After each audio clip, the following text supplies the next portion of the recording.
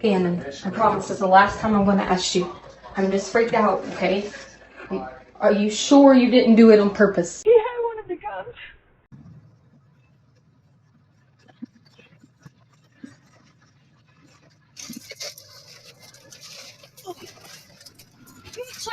She keeps threatening me. Stop. Well, she keeps threatening Stop. me. I am Letecia Stauch, which is Gannon's stepmother.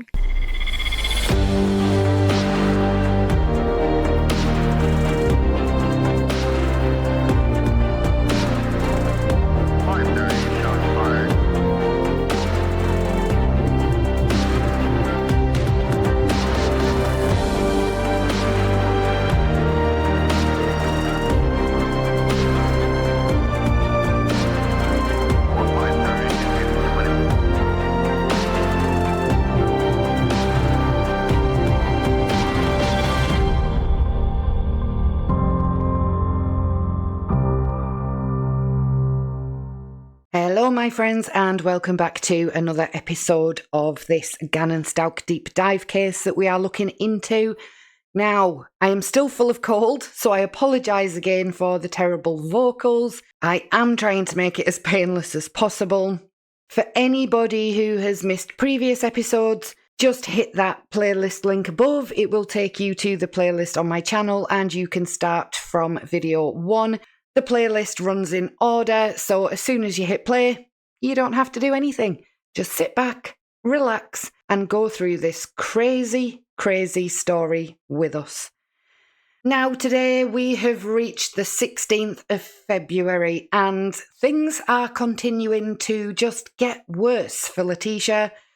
Her stories are becoming more and more bizarre. Everybody has their eye on her at this point in time. And I mean that. There was things starting to come up on social media, and Letecia wasn't quite being seen as the grieving stepmother that she hoped the world would see her as. Now, as the investigation continued to tighten around Letecia, her behaviour became even more contradictory and more concerning. And what we start to see in this next sequence of events is a woman who's not only changing her story, but openly admitting to others that aren't even involved in the case in a very personal way, that she's changing her stories on purpose. The first moment that day really stands out when Letecia is speaking to a friend believed to be Tila Cummins. During this conversation, Letecia reportedly tells Tila that she is intentionally giving Al false stories because, in her words, they might be what he wants to hear. Now, just pause on that. Gannon is still missing. Law enforcement is desperately trying to piece together a timeline, and instead of providing clarity, Letecia is telling those around her that she is actively feeding Al information she admits isn't true because she thinks it might suit him emotionally. This is one of those moments that investigators later highlight as deeply significant. It shows a level of manipulation, almost that testing of narratives that we discussed in the previous video, to see which one gains sympathy or which one gains traction. It's a behaviour pattern we will see over and over again. Shortly after this conversation with Tila, another recorded call between Al and Letecia takes place. Now, this one's brief, only around 4 minutes long, but it's still difficult to listen to because it is, after all, Letecia. During this conversation, a major development is brought to her attention. An investigative reporter has uncovered information about one of the men Letecia had previously claimed was involved in Gannon's abduction, Quincy Brown. And here's the problem. That reporter confirmed that Quincy Brown had actually been living in Mexico for the past 2 years. He wasn't even in the country, let alone Colorado Springs, at the time Letecia said he supposedly abducted Gannon. This directly dismantles one of the multiple stories that she had been circulating.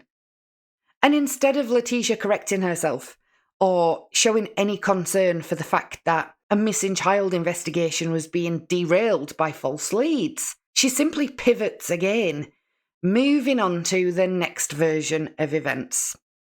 Let's listen to that first call. Hello? Yeah. So I just got off the phone with your girl Nicole, and then I talked to the investigative reporter. You know what I found out? What? I found out what Quincy is. So Okay. we're making progress. His family at the house believes he's been in Mexico for over 2 years and hasn't been back. Yeah, no, that's not true. How do you know? Oh, okay.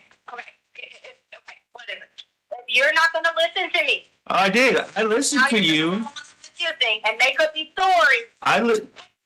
Really? No, I listened to you. I listened to your contact of Nicole. I listened to her, the person she sent, okay, who was the investigative reporter that you were referencing. So all that was true. So thank you for telling the truth on that, okay? The part that's not true is Quincy Brown. He's been in Mexico for 2 years. Quincy Brown is not involved in this. Mexico? You don't know Mexico. That's what his family said, not... Yeah, that's what his family said.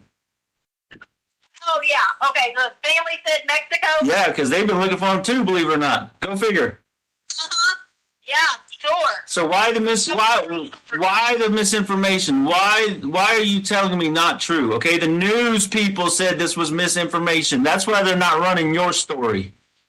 Okay? I didn't give him. Yeah, you did. You gave him Quincy Brown. You gave him misinformation. You gave him a story. Okay? I didn't give it any news story. Yeah, Nicole's a news person. You know that. You called her and did an interview with her or statement or whatever. So yeah, you did give her misinformation. That's what they called it. That's what they called it, Tisha. Call them back and cuss them out. Don't talk to me like this. You gave them misinformation. Okay. But that's who the ID said. That's what it is. Okay, that's who the ID said, and somebody's took his ID from 2 years ago and is now. Maybe you need to figure that out because it's not Mexico. So that's what I'm doing, trying to figure it out. Okay, and you're not working with me here. You said you want to be an involved parent. In Mexico. I'm just blown away because you say you want to be an involved parent. You sent me a picture of this dude. Okay, where'd you get the picture from? Nicole, send this in. I said yes. Okay, so Nicole sent you the picture. You've also got messages from this dude. Okay, he never says who he is. Yeah, That they took. I got it, but it never said, "Hey, this is Quincy. Send me my money." You know, I'm the guy. What his ID said, that's what he looks like. Okay. And he has been in Mexico. For 2. He's a stupid Mexico. That's perfect. That's just you want people to. Okay, but you said that he wasn't in Mexico. Now you're saying he's in Mexico. They said he was there for 2 years. People can go back and forth to Mexico. Well, that should be an indicator to you right there. Yeah, but you know what? But you got check it out though. Check it out though. He's been wanted for over 2 years. If he came back and forth across the border in the past month, they would have stopped him because he's a wanted man. Okay. No, they wouldn't. And you just said it's perfect that Gannon's in Mexico? That's one of the worst places on the world right now. It's an area for his. For who? You. What's wrong is my son's missing and you keep lying to me, okay? That's what's wrong, Tisha. That's what's wrong. Okay, fine. Give me my son back. Tell the truth. Give me my son back. Yeah. Where's he at then? Who has him? You haven't answered not one of my questions. To do that. Well, guess what? I don't want you to call me back because you're not doing nothing but lying to me and sending me in a different direction than what you know is the truth. Okay, whatever. Good for you. Thank you. Yep. All right. What we just heard there between Al and Letecia is a textbook example of why investigators and even Al himself struggled to get to the truth in this case. From the very beginning, you can hear the tension build. Al is trying to process what he's been told, and Letecia's responses are defensive, quick, and contradictory. She insists that the information about Quincy Brown being in Mexico is not true, while simultaneously attacking Al, calling him dumb multiple times and insisting that she's right. Because, she's Letecia. Notice how Al is quite patient at first. He repeats that he's listened to her, he's trying to validate the parts of her story that are accurate, and he's clearly trying to get a straight answer. But Letecia, once again, refuses to engage with the facts. She refuses to acknowledge that the reporter, or Al, has verified the information. But one of the most important things in this call is the repeated contradiction over Quincy Brown. Al explains that the family confirmed he's been in Mexico for the past 2 years, meaning he couldn't have been involved in Gannon's disappearance. Letecia, however, keeps that pivoting going, first denying it, then trying to discredit the sources, then outright insulting Al. Every single time she's confronted with a fact, she dodges it, shifts blame, or attacks. And this is critical because it shows that pattern of misinformation and manipulation that we are now all getting so used to. She's giving Al conflicting statements, often with the goal of controlling the narrative, or at least keeping him off balance. You can even hear her trying to justify her earlier statements to the media, insisting she didn't give any story, even though Al is pointing out that she did. By the end of the call, it's clear how frustrating and emotionally draining this is for Al. He repeatedly emphasises, "My son's missing and you keep lying to me. Give the truth. Give me my son back." This is the heart of the call. Al is desperate for factual information, and every moment Letecia refuses to cooperate only heightens that desperation.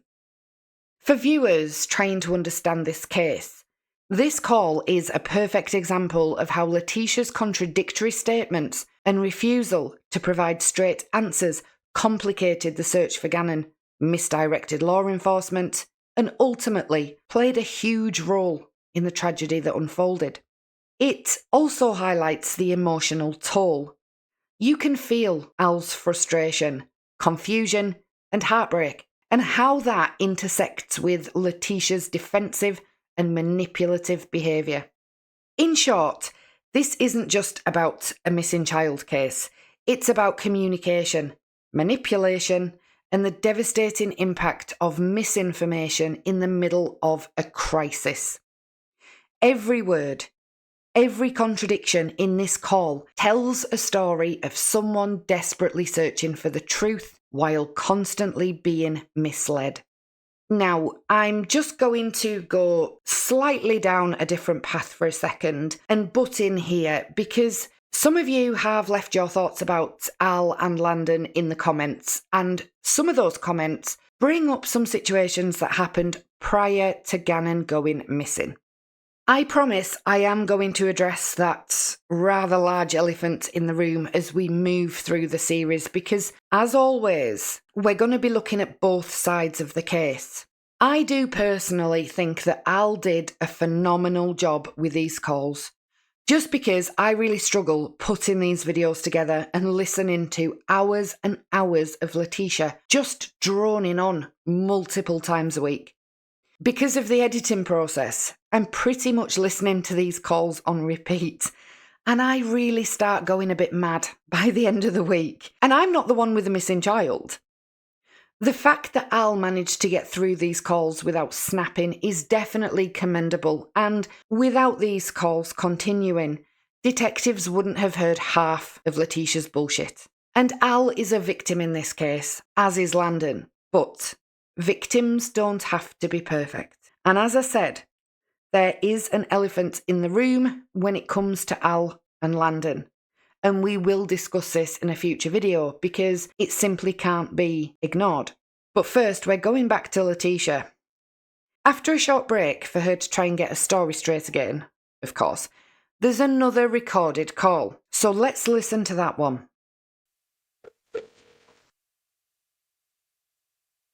What? Do what? What? I'm just trying to help get to the bottom of this, teacher, like you said in the message. Like, I'm just trying to do this for Gannon. Yeah, but this whole time, for 3 weeks, you've been just like all these people. So you know what? I'm gonna be just like you. Full of speculation, full of lies, full of craziness. I'm gonna be fucking crazy as hell, just like them. So you're starting that now? The truth, huh? You're starting that now is what you're telling me?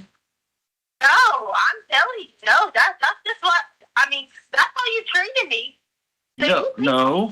That I've been sitting there playing into your game and all the listening and people. You think I'm stupid? No, I'm just trying to like I said, I'm just trying to get to the truth and get to Gannon. I mean, you think I'm stupid. Then you wanted to get to Gannon? Yeah. And you think I'm not gonna fucking be a fucking crazy ass? You think that for a second? You think I'm not smart enough now? Oh, I've invested a lot because, oh my God, I worked at the ground you walked on. So here, Letecia immediately jumps into a defensive and aggressive stance. Instead of responding to Al's attempt to work together and find the truth, she frames herself as the victim of 3 weeks of mistreatment and decides to match what she perceives as negativity. 3 weeks of mistreatment. Wow. This is a classic deflection tactic. When someone is unwilling to answer direct questions, they often shift the conversation from facts to emotions. We've seen her do it previously. She turns the focus onto how she feels she's been treated, rather than talking about Gannon or the inconsistencies in her story. Okay, but that being said, why would you give me Nicole's number? I don't. Okay. No, well, that's fine. That's fine. We're miles away from that. So, but for Miles away from what? miles away from the truth. First of all, because this Quincy guy's been gone for 2 years. The news said that, not me. Okay. All right. The news said that. They also got it confirmation from the sheriff. Okay, that this guy was not involved. Period. It's misinformation. If that's what they say, then they have the answer. Okay, well, but between me and you, why can't we just move past Quincy? Okay. Because you're not trying to move forward in your life with your wife and your family. And as long as you treat me like that, act like that, I'm going to be the same damn way. Okay, but hear me out. Hear me out. You treat me like shit. Okay, all right. Do you think I'm supposed to come be your hero? Okay, listen. I am trying to get past that point because Quincy being involved in this. You don't have anywhere to live in those fools? And you still been lay up in a hotel? Yeah, but you had me believing Quincy until the news in the El Paso told me it wasn't true. But no. You don't care. I do. No. Don't fucking matter to you. Okay, so you've been telling me stories this whole time. Is that what you're telling me? You've been lying to me intentionally? No. Why not? Now, this moment here is really important. Al presents verified information from law enforcement and the media. Clear, factual evidence that the Quincy story cannot be true. And Letecia's response isn't, okay, then let's find out what actually happened. It's, you're not fighting for me, and you're treating me badly. I mean, instead of addressing the disproven information, she criticises Al emotionally. And that's a hallmark of someone who is just losing control of the narrative. When the facts collapse, the conversation becomes emotional rather than logic. So you got it. No, I think you're freaking out because I don't even have to tell you. You know that Quincy being not legit anymore is not good for you, and it's not good for Gannon. Okay. All right, so listen, I want to start over with this, okay? I want to start over, and no, I got you. And I want you. If you had me, you would have abandoned me for 2 weeks. Okay, but listen. Notice again, Al keeps trying to direct the conversation toward the investigation, but Letecia keeps redirecting it toward their relationship. This pivot across these calls is significant because when someone's under pressure, especially if they fear exposure, they'll often try to pull the other person back into an emotional bond, for control, for sympathy or for leverage. And watch how she uses the phrase, "You abandoned me for 2 weeks." This reframing places herself as the victim, while the actual missing child, Gannon, is almost being pushed out of the conversation entirely. When we started, listen, when I started talking to you on the phone, the most honest you've been to me in this whole freaking process is when you asked me, and you showed me that you cared and love for me. You asked me, you said, "Albert, do you love me?" And then I answered and I said yes, right? No, Albert, you don't. No, listen to me. I said yes, okay? Get on the phone and tell them all how many. Tell them. I said yes, and what you said, okay? But you said, if this was an accident, will you stand by me? And I said yes. I said I will stand by you if this was an accident. I personally think this is one of the most telling lines in the whole call. Al remembers Letecia asking him in the past, not during this call, to stand by her if this was an accident. He brings it up because it was the first time that she hinted at something having happened to Gannon. Listen carefully to how she reacts. She doesn't deny saying it.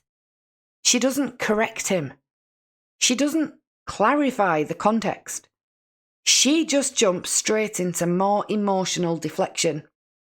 This is the moment where Al is trying to coax out the truth gently. He's pointing out her own words back to her, and rather than taking accountability or filling in the blanks, she just goes back to attacking his loyalty again. Many people did you start texting and telling them that I'm lying? I just want to know, because this is where I know people. This is why I know you never were trusted through the whole 2 weeks. Who trusted? How many people did you? I didn't get on the phone and text nobody about this. And I know you're surprised by that. You can be, okay? Whatever. You ain't told a soul about no names or nothing. The only person I've been talking about is the fact that Quincy Brown, with this, whatever Nicole Fiaro told me, okay, that the El Paso County Sheriff told you. You said, Paul, I did exactly what you said. I trusted in you. I got in touch with them. So you don't even want to talk about Gannon. You're not talking about Gannon. You're talking about you, okay? No, this is not about the It is. It is about you.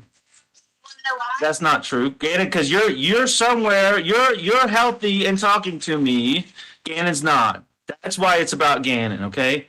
All right. Like I said, I want your honesty. The most honest you've been. Even understand any of it. If I try to tell you that your baby mama has something to do with it, you're not gonna believe me. But she did. Okay, then let's prove it. Give me the proof. So you fucking laugh at hotels with her? I'm not. I haven't once. I've told you that. I don't care. You could accuse me all you want to, like you've done for 5 years. Okay. I don't have nothing to hide. You won't even tell me anything. You haven't had the decency to tell me anything about nothing. You started kicking me off, kicking me out of the curb. But you saw her every day, though, didn't you? Not really, actually. Yo, because she's your children's mother, right? Yeah, yep, absolutely. And you have information that you're not telling me, and you have the chance to show that you're better than her. Okay? If she's involved in this, if she's involved in it, let's take her down. If she's You go make a statement that you are standing by your wife and then see what you did. okay, if you sit right here, do that. Okay? If you sit right I'm a liar. No, absolutely not. I'm not putting you down at all. You told me the closest we've been to the truth, I'm gonna keep saying this, is when you asked me if I loved you, and I said yes, okay? And then you said, if this was an accident, and then you said, stand by me. Okay, so I think that's the closest to the truth we've been, that something happened, it was an accident, and that's the most... Something happened, it was an accident. Where the hell did I put Gannon? What you think, what the rest of the people think? You think it was an accident that I heard and did away with it? Listen, hold on. And I'm going to tell you the truth right now. I'm not worried about Gannon right now, okay? I'm worried about you. I'm worried about standing by you. The only way you're going to... Tell me what I want. I'm not telling you what you want to hear. The only way to move forward with this is that it was an accident, which I think is the truth, and that you freaked out. And I told you that over and over and over again. Accidents happen. People freak out with accidents. They will understand that. Okay, but the fact But the fact that you sent me on a 3-day chase of Quincy Brown, which is misinformation and not true, okay, that's not good for you. What is good for you is that we can make it through this going down the road of an accident. No, I'm telling you the truth. 10% of people don't make it through. If I had to save Gannon's life in a fire, you'd still be treating me the same way. You saved his life from a fire? If I didn't, God knows, because I couldn't figure out where the hell the fire was coming from. If I went downstairs, you haven't dumped on you for a second. If that house was on fire, Gannon would not be alive. Oh, but No, I said you that from day one that you did what you had to do there. But how did you save his life? Okay, what was it from the accident of the candle that Gannon did, or what? That's what. out, had I just laid back down because I'd already cut the darn alarm off. Yeah, but you're a good person. You're a good mom. That's what good people do. Okay, so that's never been in question. Okay, the fact that you're a good person, that just comes natural.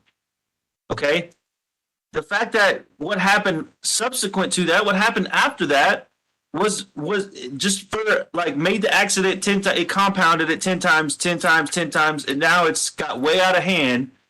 But that's the only way we get out of this is to figure out what the accident was and go from there. I can't hear you. I'm asking somebody because we don't have any food. Okay, all right. Yeah, I see. All right, thanks. That's really great, right? Albert? Yeah, I'm here. Told you every single day. I woke up every single day and told you. I want to tell you that I'm this bad person and something bad. I want to tell you all that. I do. Why? Because that is what you think. You have trashed me to everyone. I have not. Prove it. I have not trashed you to no one. I have not put anything out in the public intentionally so we could get to the bottom of this, me and you, okay? And here we are, trying to get to the bottom of it. I'm sure you had your family thinking I'm a murderer. My family's not even here. I'm all alone again. I told you that. My family just wants to find their nephew, their grandson, their cousin, okay? That's what they want. How about Lena, their brother? Lena's losing her mind because her brother's missing. You think I don't want to see Lena? I didn't say see Lena. I said Lena's freaking out because Gannon's missing. What are you talking about? No, I said I do want to see Lena. I didn't say you didn't want to see her. Why? Where did that come from? I said my mom's worried about her grandson. Okay? My siblings are worried about their nephew. Their children are worried about their cousin. And then I said Lena's worried about her brother, and you said you want to see Lena. I do. Well, everybody wants to see Gannon. Everybody. No, not Albert. Okay, everybody wants to see Gannon. And if it was, and I'm trying to get you to understand that if this was just an accident and it got out of hand and you panicked or whoever panicked, okay, that's something we can make it through. Okay, you can make it through that. You're not going to believe that because you're going to think. No, fine. Gannon panicked. No, I'm not blaming you. I said it was an accident. Accidents really have no one to blame. If an accident happens. Okay, I was trying to be a cool parent. I already told you that. We pushed the bed together. You were talking about having to sleep over. Okay. We were just acting crazy. Okay? I already told you that Annabelle busted his lip in his nose. That's where the blood came from. Don't you think there's some crime scene to kick everybody out of the home? When that's not even. Nothing happened to Gannon. Deadly, hurtful, anything like that in the home. I'm sick of it. I'm supposed to help people when people won't even move past that. I told you this morning. That was the accident I was talking about. Okay, so there was an accident with Gannon. Okay, that's what I'm trying to say. So what next? That's what I. Okay. Okay. Feeling horrible. He's absolutely feeling horrible because we had a fire. We had to run out. He's thinking, and whatever you're going to say, you're going to be like, oh, whatever. You're not going to let me just tell you and be genuine unless you just feel like, baby, how can you, like, even deal with this? Because I'm dealing with it hard and comfort each other. You're not going to do that. You think it's not killing me? Do you think that for a second? No, I know it's killing you. I know how you are when, because you're a good mom and you're a good person, and when things don't go perfect, I know how you are. Albert, do you love me? Yes. Okay. What is the truth? Are you going? Don't say I'm going to make you no promises. Are you going to make this right? Stand by your wife? I told you that the other day. I will stand by you, yes. And I said, are you going to make this right? Yeah, we're going to make this whole situation right. I'm talking about with our family. Absolutely. That's what this is all about, is our family. I said that from day one and every day. This is about our family. Okay? He just shot because all he kept thinking about is how he was supposed, I don't know what, somebody was supposed to be sending him from online on Amazon. I don't know what promises people had made. I don't know about any kind of promises that people made about coming in March. I don't know about any of that. I just know he was upset thinking, A, he was not going to get any of those promises. He was upset about the whole camera thing. And he kept saying to me that he messes up everything. Saying that to me. And I kept saying, no, you did. That's why I didn't let Gannon go to school. He felt horrible with himself. He felt really bad with himself. He was very upset. So we go on our same trip. We went on everything about the bike. We did all that. All that's true. We did all that. We go to Petco. We did all that. Okay. Then we leave. We were supposed to go meet somebody about the bike. Then end up and I realized that I did think somebody was following us. That's the God's honest truth. Because when I got on, they got over. I got a turn, they got. Swear to God, I thought somebody was following us all the time.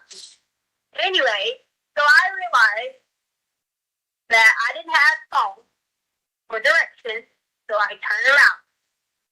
Come back up to Petco. Go back into Petco again.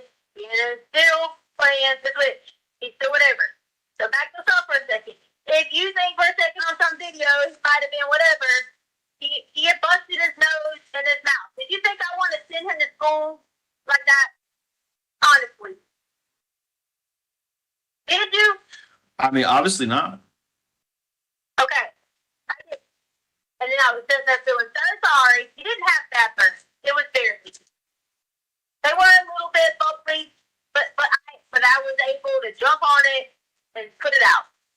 So then we go back to Petco, and I said again, hey, we are going to have to hurry up, get back, and get Lena. Albert, when I got back, Gannon was not in the car. At all. I didn't even know that he wasn't in the car. From when you left Petco? Feel horrible because I feel like one of those people that didn't realize that they left their baby in the car. Now we see the creation of an entirely new narrative, one we haven't heard before this moment in the case. She suddenly introduces a fall, a bloody lip, the burned area, a fire, multiple injuries, a bizarre sudden disappearance from the car, and someone following them. Now, this is quite a massive expansion of the original story. When people are backed into a corner, they do often add more and more details, usually unnecessary ones, and usually inconsistent ones, to try to fill holes or make the story sound more believable. But the more details that appear after the fact, the more obvious it becomes that the story is being built reactively, rather than being recalled truthfully. Do you realize how freaked out? People want to know why I drove around everywhere, why my GPS went everywhere for days, because I tried looking. Now I have to sit back and have people fuss at me and say, first of all, where's Gannon? I don't know. I told you this from the beginning. I don't know. I don't. You think it's not driving me insane? I don't know. You think I have to feel like, oh, whatever you have, I said something about the music? I didn't even pay attention. He's always just so quiet. I wasn't even thinking. And then I go into panic mode. Thinking surely he's going to be home. Surely, because he was talking about a friend with a car. Building out a car. I said, surely, maybe he thinks he feels horrible. Yeah. He's going to call this person or do whatever, and he'll be back home. This explanation is extremely inconsistent with Gannon's age, the circumstances, and the state he would have been in if he was genuinely injured, upset, and feeling horrible, as she put it. It's a red flag in terms of plausibility. It doesn't align with his known behaviour, and it doesn't align with what a responsible adult would assume or do in that moment. The sudden shift from someone was following us to he might have gone off with a friend with a car is another example of her story changing mid-conversation. That's it. And you think I don't have to live with this every single day? Hello? I'm here. I'm just listening. See? Now you're just listening. I give you what you want and you're just listening. Well, what do you want me to do? You want me to pick holes in it? I promised you I'd listen. You asked me to listen. I promised it. Oh, so now there's holes to pick in it? That's not. Yeah, I mean, I can if you want me to. Do you want to do that? There's no holes to pick in it. All right, listen. I'm done. Okay, because we started off talking about an accident. Okay, now basically we got another Quincy Brown. So what's this guy's name? Okay, when you come up with that, when you come up with the next person's name, you call me back. All right. This call is incredibly difficult to listen to, not just because of the content, but because of what it reveals about the dynamic between Letecia and Al at this point in the investigation. Again, throughout the entire conversation, Al remains focused on Gannon, the timeline, and the truth. And Letecia, as always, stays focused on herself, her emotions, her victimhood, her relationship, her grievances. Each time Al gets close to a factual inconsistency, Letecia derails the conversation. She adds new claims, redirects blame, or introduces emotional manipulation. Any time Al tries to find solid ground, she shakes it. And most importantly, there is almost no genuine concern for Gannon coming from Letecia. There's no urgency, no fear, no practical solutions, just defensiveness and shifting narratives. By the end of the call, Al has done everything he possibly can to guide her toward honesty, even to the point of offering understanding and standing by her if something was an accident.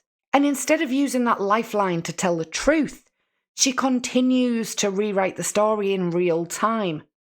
This conversation isn't just messy, it's revealing, as all of her calls are, and it shows that pattern of avoidance, manipulation, and rapidly changing explanations that ultimately become a major part of the case against her. At 11:19 p.m. on the 16th of February, there is another recorded call between Al and Letecia, and she makes a shocking claim. Letecia tells Al that she is 5 weeks pregnant. Let's have a listen to this one. Hello. What's up?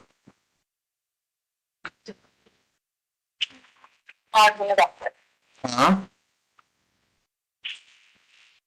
The just got back to the doctor. What for? Really? Yeah. I've already told you this, but I didn't have a period and I'm 5 weeks pregnant. Okay. How'd it go?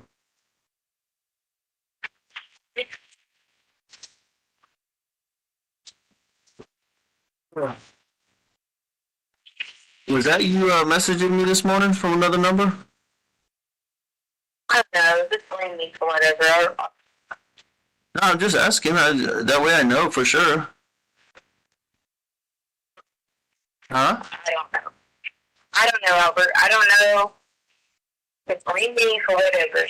Oh, it's not. No, we're not playing the blame game. I just wanted to know because there may have been some details that I wanted to talk about because it was obviously relevant to what the things we've been talking about over the past couple of days. So.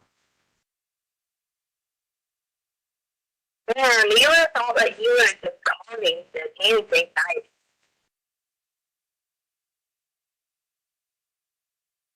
Tisha, you know what my mind's on. My mind's on Gannon, okay?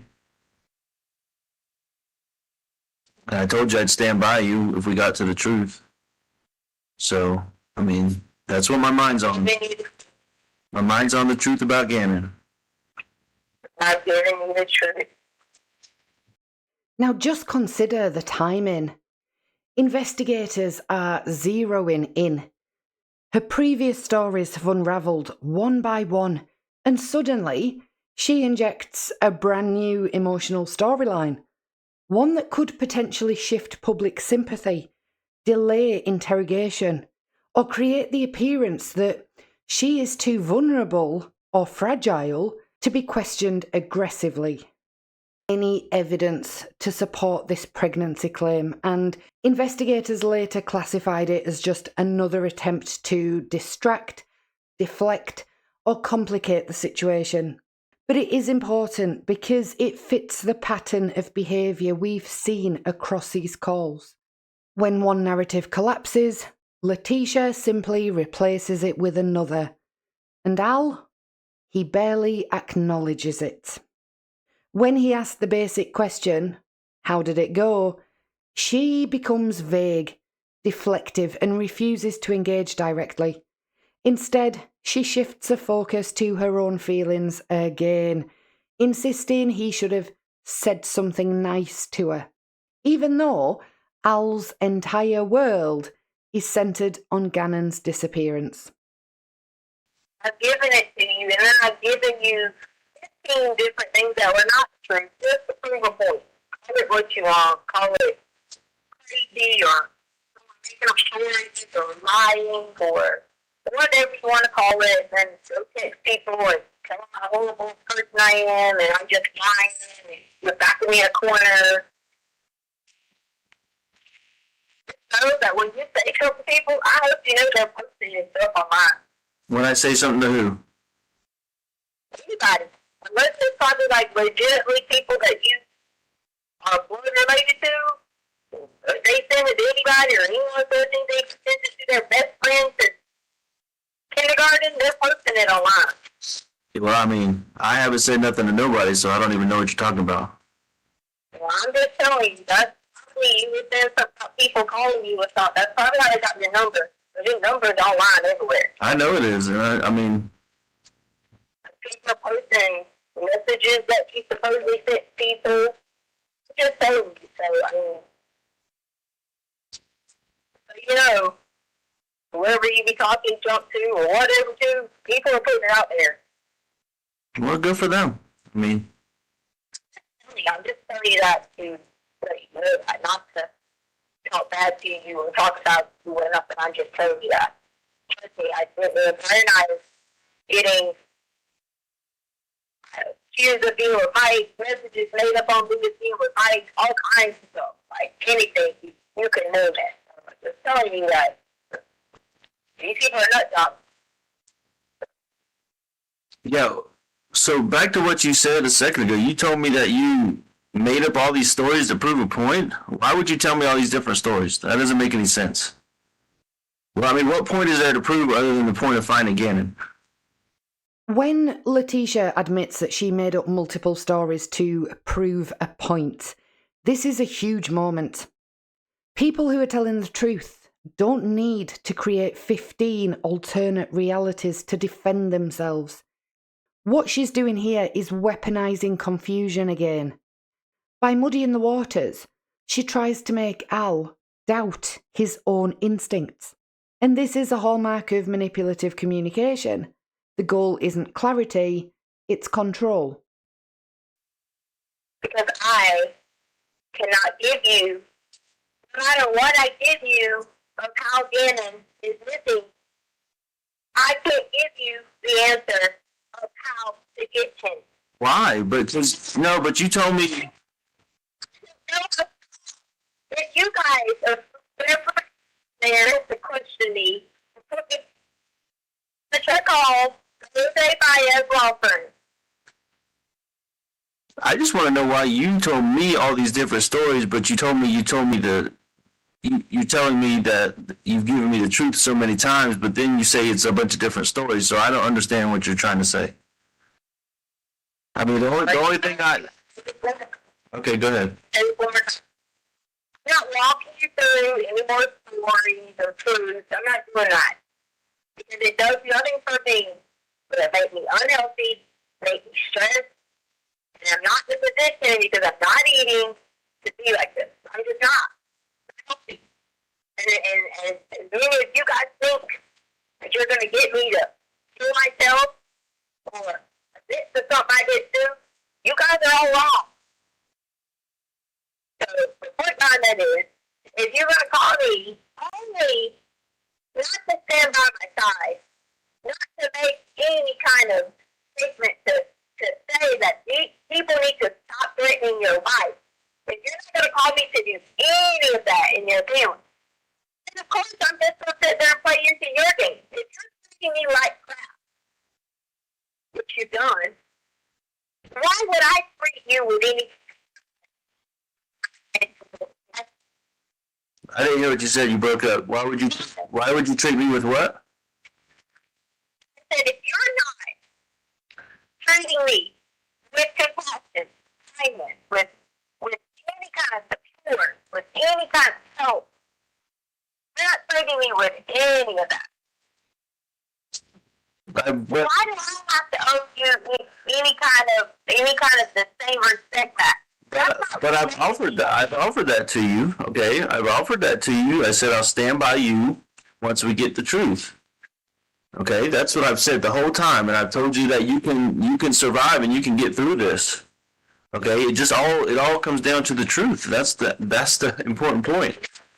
To get through something, for y'all to think that I'm going to make up something and get charged with something that I didn't even do. I'm not doing that. If you just think that. I mean, You call me with things like, oh, you're a teacher. You never even said a kind word to me about anything like that. Do you think that I didn't think that was all a played up thing? You can listen. You're welcome to think whatever you want. I mean, you said you've loved me numerous times over the past couple of days, and I've replied with the same thing. Yes. If you called me to say that to me, if you called me, I woke up in the morning and said, be kind to me, I love you, I miss nothing. Have you said anything to me? I have, but the problem is what you're telling me is finding Gannon is conditional on what you want and what you need. That is what you're saying. The truth is conditional for that. It's not. Do you not think if I knew for a second how to get Gannon, you would not be sitting there waiting on you like weeks ago? Well, I don't know the truth on that because I know what you've said, that an accident happened and that you panicked, and when you panic and bad things and things get out of control or whatever you said, they go downhill. You didn't accept the accident about jumping on the bed. You didn't accept it. I accepted that there was an accident that happened. You're absolutely right. I accepted that an accident happened, and you panicked. That's not what you did. That's not what you accepted. I told you the truth. You asked me about the bedroom, and I've already told you this. But okay. Let's accept that accident happened, okay, for a moment. Okay, but you keep putting somebody else into the picture, okay, and that is absolutely bad for you. In the context of an accident or in the context of anything, if somebody else comes into the picture and you keep going down that road, if I'm sitting here and poking holes in it, Okay, which I don't want to do, but it just doesn't jive with me. What do you think law enforcement's going to do? Okay, because I'm not worried about what law enforcement is going to do. Because Jose Baez is going to whistle this good. I'm not worried about that. well, I'm not worried about law enforcement because I didn't do anything wrong. right, because it was an accident. We've established that. So why would Jose Baez have to rip anybody apart if you were involved in an accident? That is, I never told you that anything was an accident other than what you asked me about the hood. And I'm going to keep telling you that 14 times, and then you're going to get mad. You scream at me, hang up the phone. Tell me it's not a good enough answer. But you did tell me there was an accident. You told me there was a fire, there was burns, there was a candle spill. You told me he accidentally stepped on a piece of wood. You already knew all this. Right, but those are the accidents that you said happened, that he got injured somehow from these accidents. That's what you said. I'm not putting words in your mouth. You about him. I've already told you about this. He had a hard time just being basically a boy, barefooted. Yeah, I know it, and he freaked out. I got it. He freaked out after the accidents happened. There was a couple different accidents that happened. He freaked out, got overwhelmed. Then what happened? He's never had that many accidents. I agree. Okay, I agree. That's a lot in like 12 hours. That's a lot of accidents in 12 hours on one little field. Okay, whatever. I'm just using that as a random guess. Okay, I don't know the exact time frame. Me explaining anything to you, if your people want more statements or whatever, they know I've listened to you who I have as my representation in a pre-investigation. I listen that to you. I'm not going to sit here and walk down 15 more trails again with you for you to hang up, yell at me, scream, and I'm your husband. I'm not the sheriff. I'm your husband, and it's my son that's missing. that you've done. Yes, he does. A father does. A father does. Okay. And once again, I'm trying to do this because I'm feeling the guilt of not being there to help him through all these accidents. Okay? So I'm trying to do what I can outside of the law enforcement, okay, because you don't freaking trust them anyways, and they've screwed a lot of this up. So I'm sitting here trying. You trust them? Do I trust him? Not based on what I've seen. So that's why I'm going straight to you, straight to the last person that saw him. I'm not. If I would be the last person that saw him, then I would be the person that has him. So then who was the last person that saw him? This is. No. Okay.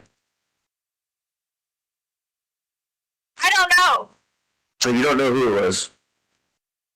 I don't know anything. I just told you. I don't know anything because I've been emotionally beat down. By who? Emotionally beat down. By who?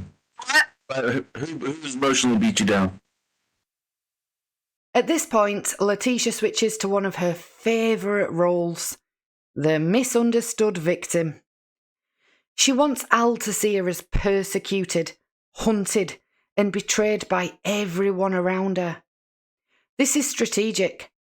If she can center herself as the main victim, she can pull focus away from Gannon, the actual missing child. Notice how easily she redirects every topic back to her own feelings rather than the very real crisis at hand. We've heard her do it before. By this point, she should have learned it's not working. But Letecia, being as clever as she is, just keeps going. There's no introspection, no responsibility, no acknowledgement of her ever-changing stories. Instead, she frames every push for clarity as an attack against her. This is a tactic used to shut down accountability. If she's too distressed to answer, then she never has to give Al a straight response. And yet, even here, Letecia never meets him in that emotional place. Instead, she keeps looping back to accusations of how she's being treated. Albert,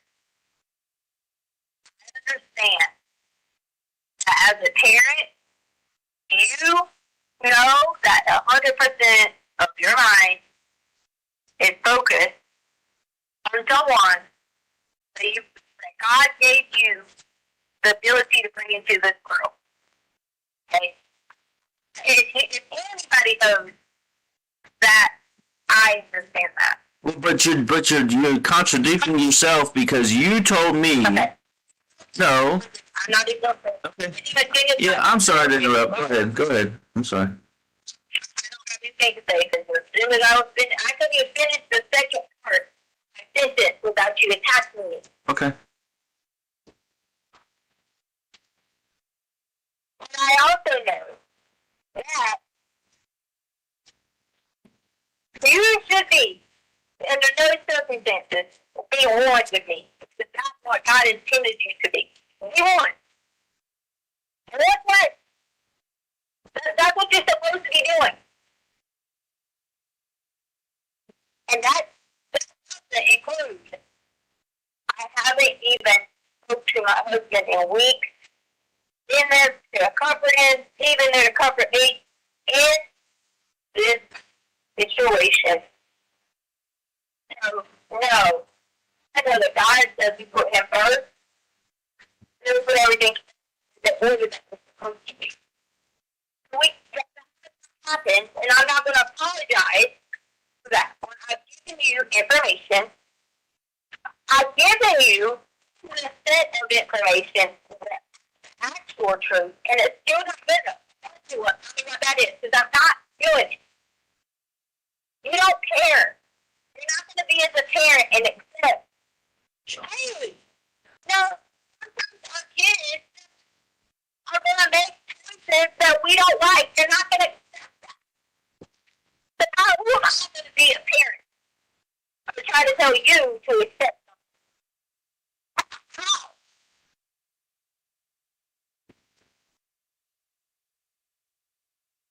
Because other than me trying to make up a story to keep someone else looking bad, to protect the child, then I feel that you should have my back no matter what. You should have my back to the point where we together were talking to these people and demanding a better answer, but you have not. I don't know what you do every day. I mean, I don't know. I don't even know where you're at. There's one son of the church may not even be here. I mean, it's on mine to do Texas. I don't know anything. I don't even. My almost was late to say, you are my teammate. I knew you were going to go up to me. I'm not favoring on any of it. I'm not. This is that you tell me exactly where candidates right now. I'm never going to vote for my family again. This is the two basically put on this. I don't know where he's at. This ain't going on. You have been married me long enough to know that in any situation, whether it's out or not, whatever it may be, that I have fought tooth and nail, maybe not the best parent at being like, oh, look at the thing, you got to cut, or whatever, maybe not the best in that aspect. But as far as protection, that should have been, we should have been seen before you get leave. Congress would have tell us that, knowing anytime anybody misses anyone in our family, who cares about me? Who can fix that? Me. If I could give you out, I would. All right. Can I talk now? Yeah. Huh? Sure, thank you. All right. So I'm gonna. I know you don't want to hear this, but I'm gonna walk you back through where I'm at, and then I'm gonna let you know how I feel. Okay? All right. I fully believe that something happened, it was an accident, and that you panicked, okay? And that you keep putting somebody else into it, and as long as you do that, it just doesn't look good for you. And I'm trying to be by your side when I say that, okay? And I've said this over and over again that you can get through this, and if you give me the truth, okay, I'll stand by you. Okay, but here's where I'm at. Here's my feelings on it, okay? You just need to hear me out. Please, okay? All right? I know that you did something. I know that you're responsible. Okay, and I hope there was a good reason for it. But the problem is it's clear to me that I can't get him back through you. Okay, I had serious hope that we could stand by each other through this. But you know what? I'm past that point now. After all these lies, and you just admitted that you lied to me for a reason to prove a point, I don't have hope for us. And you know what I'm worried to death about? I'm going to have to testify eventually about this, and I don't know what I should say. I have no clue what to say about this, because now I'm put in the position of the truth of my wife. And I don't know what to say. I don't know what to say when I get called up there to testify eventually. You just start your conversation. True, please, that I did something. I absolutely said that, and I want you to know what you think I should say when I get to have to testify, because I'm gonna get called up there What? to testify in this situation. What is it? I don't know. I'm hoping it doesn't come down to murder. I haven't seen my son in 3 weeks, and nobody can find him. Okay? Or maybe it was an accident, and somebody just panicked. But I don't have it. I'm farther away from the truth than I was when I started talking to you after 2 weeks. You were the last one to see him, and I just don't know what I'm going to say when I have to sit on that stand and freaking cry in front of the world about my son. I don't know what the hell I'm going to say. Other than that, you freaking lied over and over and over and over, and then never told me any element of the truth. So what should I say? I mean, hello? I guess I lost you.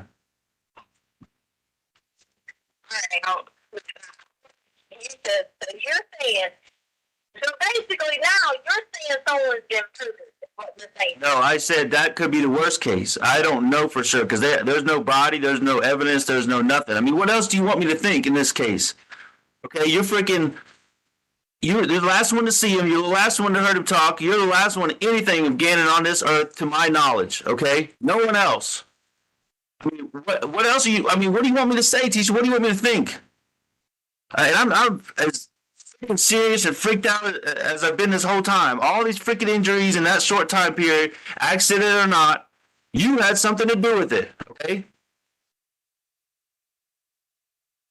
I mean, how else? All that put together, how else am I supposed to look at it? Just like you're always putting me on the stand and questioning me for stuff you think I do that adds up.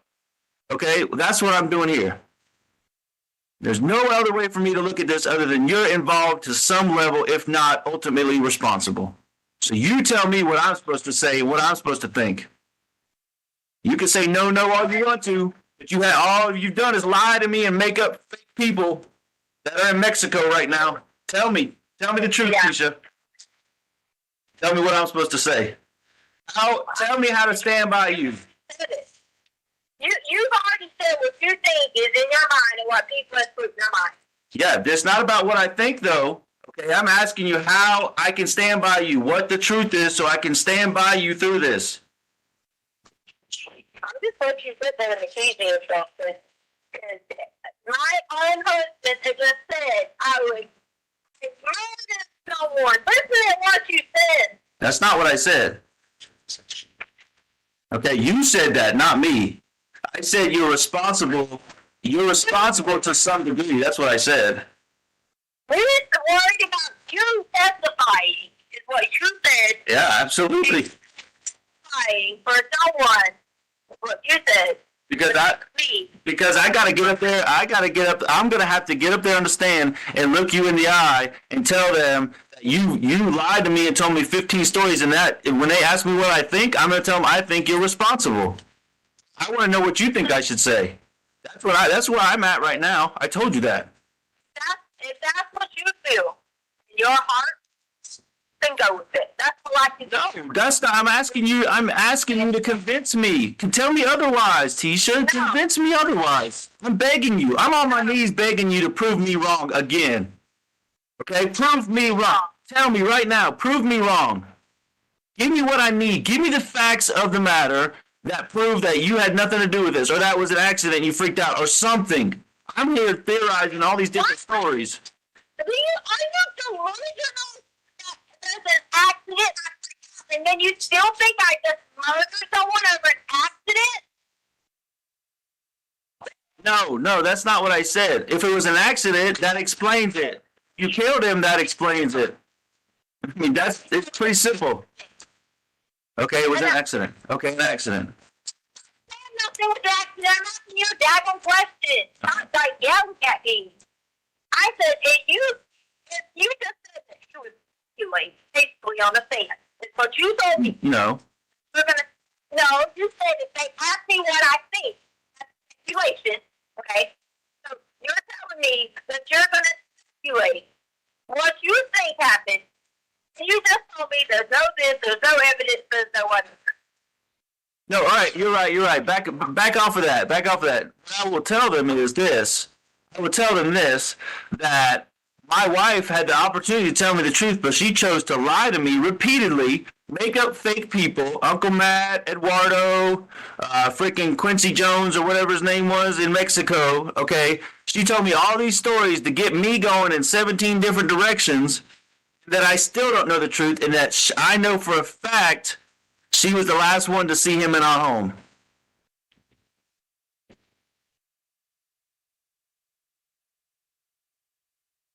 I'm going to let you just be like, I'm going to let you just have that opinion because that's... No, stop. No, that's not an opinion, okay? I stated all the facts, I dropped the mic, and I'm out, okay? That's what that is. I got nothing else to say about it. Other than you lied to me, and you're the last one to hear my little boy cry, and little boy say I'm bleeding, and to see him live and well. Oh my God, they edited that video. You're an idiot. The actors edited that video like that. Oh my God. Okay, then tell me something that's truth. You didn't deny it. You didn't deny.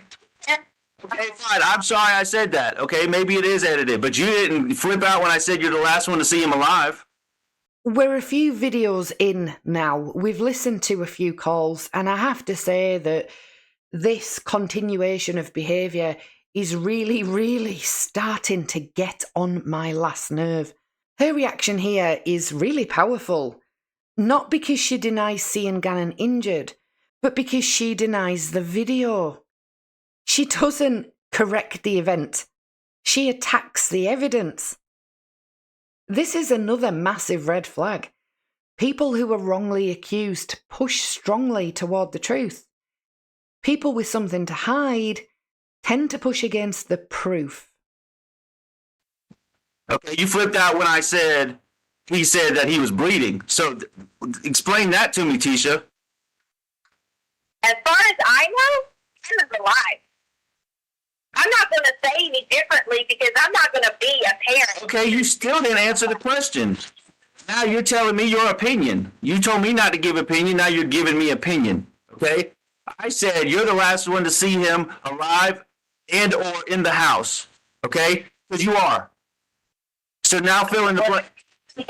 No, that's not what I think. That's the truth. And you haven't denied that one time.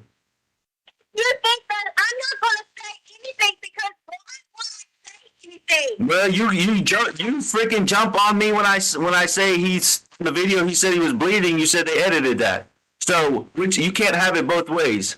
Are you going to deny it? You're not going to deny it because you're denying stuff you think is not true. I've already denied to you what you just said. That you're the last one to see him? That I am not the last one to see him. Then who is? Yeah, you told me Quincy Brown. We proved him false. Okay, that was easy. All I had to do was call a reporter. Okay, I didn't have to have any evidence. I just called the reporter, and she said, "Yep, he ain't been around for a while. He's been gone a minute." Okay. Okay, so who was it? You've already said that it was no one else, so why does it matter? But you just said it was, so I'm asking who it was. I am not listening. See, here you go again. You can't spin me, Letecia. You can spin Facebook, you can spin the media, but you can't spin me, all right? Facebook. If you want, So many times, I ain't even been on there. yeah, I mean, fine. But you can't spin me, I'm telling you. You should know that by now. I'm not trying to spin you. Hey, you know what? What about the blood in the corner? Okay? What about that? That came from Gannon knocking his nose. Yeah, the corner of his bedroom where you push the beds together. What about the blood? Oh God, you're grasping. I'm not. I saw blood. Okay, that's not grasping. I saw it. Oh, hold on a minute. Tell me again you saw it. Saw what? Tell me what you saw. Are you recording me now? Go ahead, just tell me. I'll say it. Say this. I saw it. Blood in the corner of his room. Record me. I don't give a fuck, Letecia. That's my son's blood, and I saw it. Okay, you proved it, A, that you saw it. B, you proved it identical blood. So how to get there, Letecia? You prove that. You just said you're going on facts, so I'm trying to get this straight. You're going on facts. Yep, You're telling me you were able to walk in and they showed you this. So what you saw something, you are. Is that a fact? I saw it. You tell me whose blood it was. You were there. Okay. So there we go. You were there. What? You were part of the crime, so you tell me. No, I was not. There was 18 people in that house. Oh, there was 18 people when Gannon got hurt and all these accidents happened, and then he... Okay. All right, now, see, I told you can't spin me, Letecia, but go ahead. I'll listen to you spin. Go ahead, spin it around. I'm not trying to spin you. I'm not trying to spin you at all. I'm saying I'm just trying to get the facts from you what you're saying. One, you told me that all you and whoever else had blood in the middle of a supposed crime. No, what you're doing... No, hold on. No, stop for a second. What you're doing is you're not focusing on the crime. You're focusing on the people here helping to find Gannon. Okay? Like that's going to fly. You're going to go up there and say... No, it's bullshit, Letecia. They're going to rip you guys this theory apart because it's a lie. Okay. And you contaminated the crime scene, supposedly, is what you said. Okay, so whatever. That's what you said. But what you said was it was Gannon's blood, so I'm going based off the facts that you told me. You said, I never said that. Yeah, you did. No, you said it was yours and Gannon's blood, okay? That's what you said. That's exactly what you said. That's what you said. You was finding Gannon's blood on any All right, concrete. you are lying. I never told you about any concrete with Okay, Gannon's blood. all right, you're lying. You said you saw it. That's going to be noted, okay? I'm writing down notes right now. You're lying. Letecia lies again. Down. Letecia admitted at the beginning of the conversation she lied 15 times. As long as you and whoever else you had in this home were in the home in the middle of a supposed crime scene, they're going to lift y'all to straight. Why would you even say that if it's not a crime scene? You told me it was an accident. So is it a crime or an accident? You said it was. You told me it was the scene of an accident. So is it an accident or a crime scene? Let me ask you this question then. Okay. This was a supposed scene. I can't. Okay. This was a supposed crime scene. And then you saw, but you have not came out and said differently. You've done up a talk talking shit about, okay? That says Ann and Nick come back. Is the house a crime scene? You're the one telling me it's a crime scene. You told me it was. You told me it was an accident, and now you're telling me it's a crime scene. So that question. What question? How in the hell our home, a supposed crime scene, will put clothes when you guys have done nothing but portray the world? Hey, do you want me to tell you what I think or what I know? You want me to tell you what I think or what I know? I am. Do you want the what I think or what I feel or what I know for sure? Whatever you want to give me. Okay, what I think is that you did it. What I feel is that you're involved. Excuse me. I think and feel is that you did it. What I know is that you're involved somehow. Okay, that's the bare bones where I'm at right now. I have nothing else. You're involved to some extent. Gannon get hurt, whether there's an accident or not. There's blood all over the place down in his room. However, I saw it. Who gives a crap at this point? Because the boy's out there hurt. Okay, what I feel like and what I think is that you did it and you're trying to hide it. And you dumped his body somewhere. That's what I think. Dumped his body. Yep. In your theory that you are saying, your theory, okay? You are telling me that supposedly you think that there was some accident that someone got hurt really bad. Yep. Inside of Gannon's room. Gannon walked outside to the car, okay?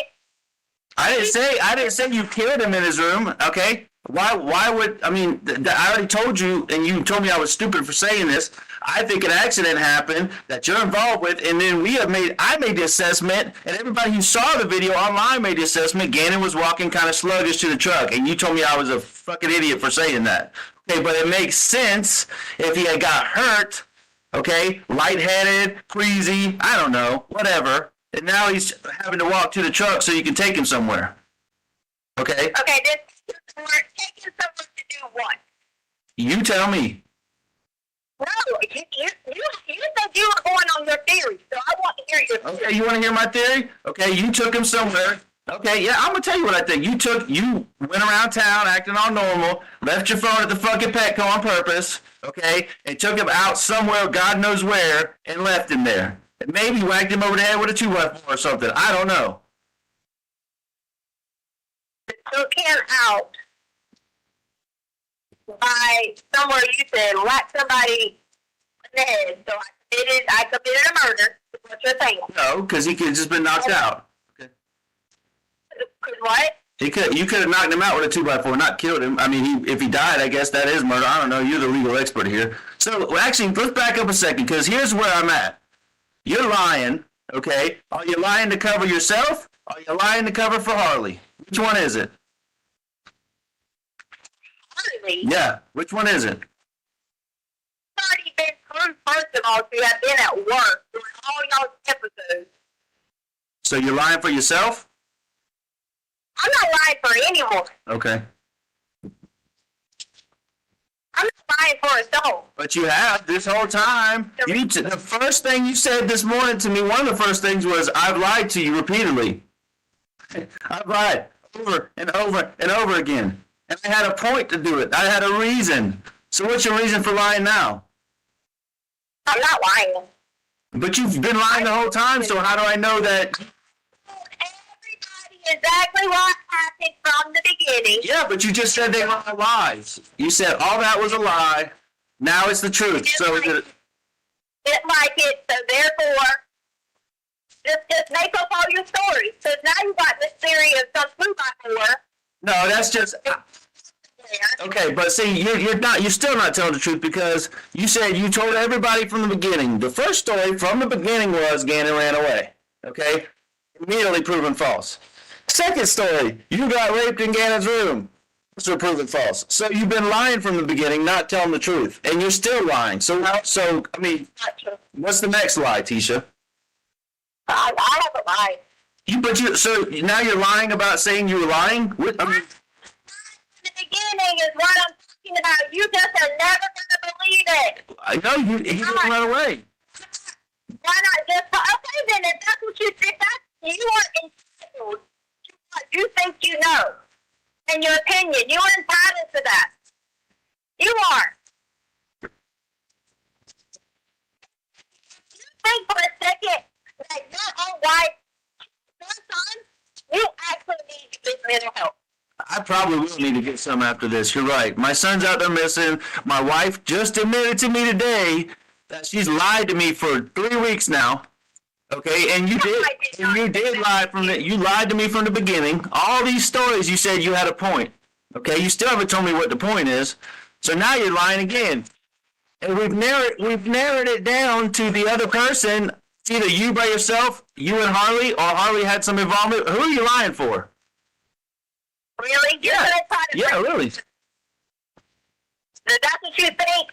You think that that's what you're going to do when somebody was at work? Look at you. So you're defending your 17-year-old, and all I'm trying to do is defend and find my 11-year-old. Please. You said that. You said you're defending your work. Oh, don't even start with me on that, because I begged you to let me adopt that child for 5 years, so you can shove that one up your ass right now, okay? You can go ahead and shove that one wherever you want to shove it. But you're just disrespecting me. Why don't you just respect me and tell me what happened to Gannon? He's a freaking 11-year-old child out there all by himself somewhere. He's with somebody that he don't need to be with, and you're the only one that has the truth. You. And you admittedly, yes, you did. You said you lied over and over and over again. With somebody you don't need to be with. You just said that, but then you told me that no one else was involved. So which one is it? You tell me. You keep. You. You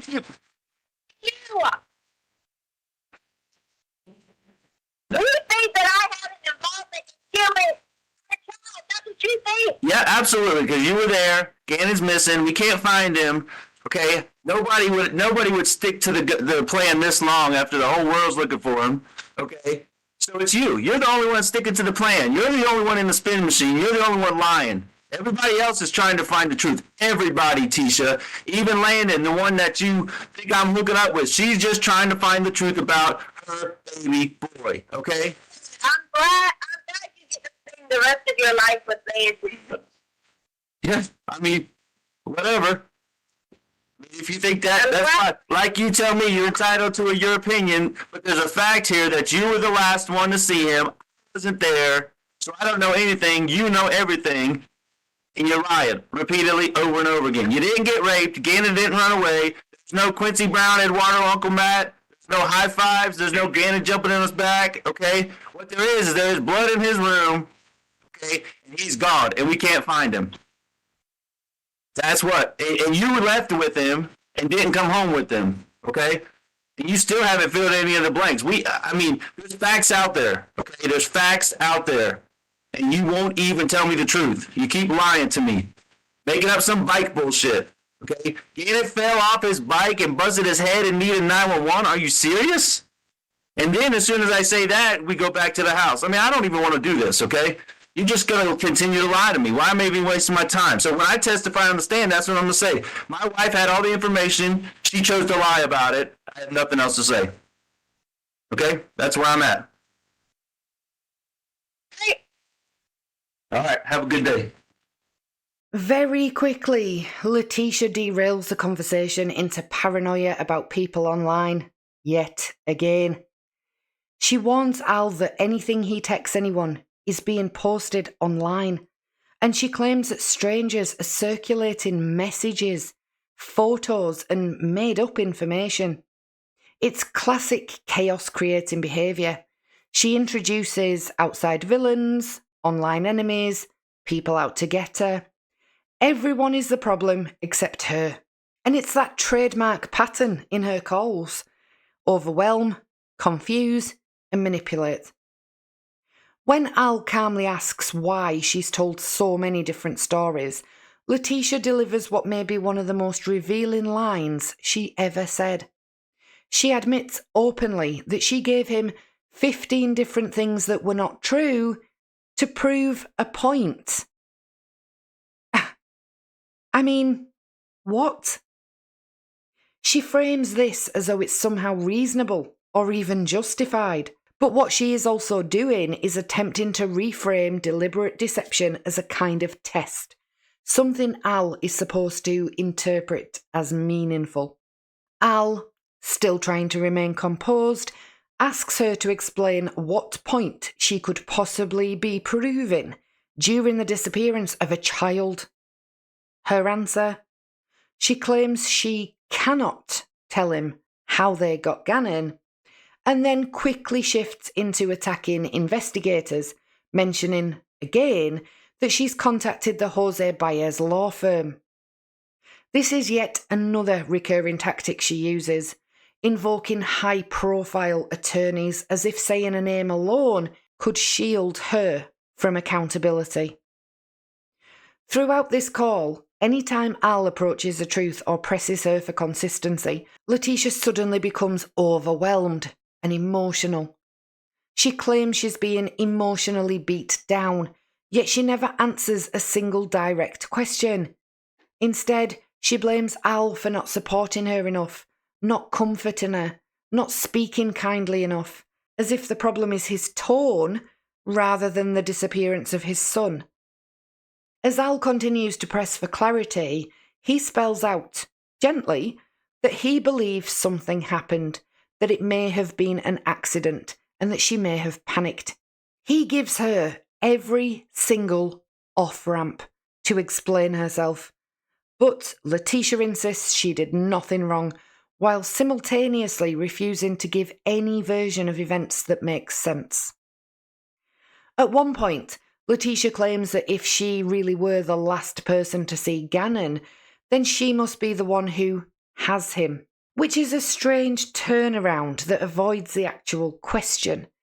And when Al explains that law enforcement will poke holes in her stories the same way he is doing, she brushes it off entirely, saying she's not worried because Jose Baez is going to rip them to shreds.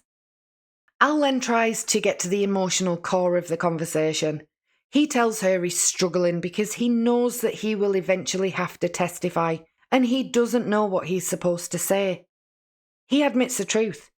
She has lied to him repeatedly.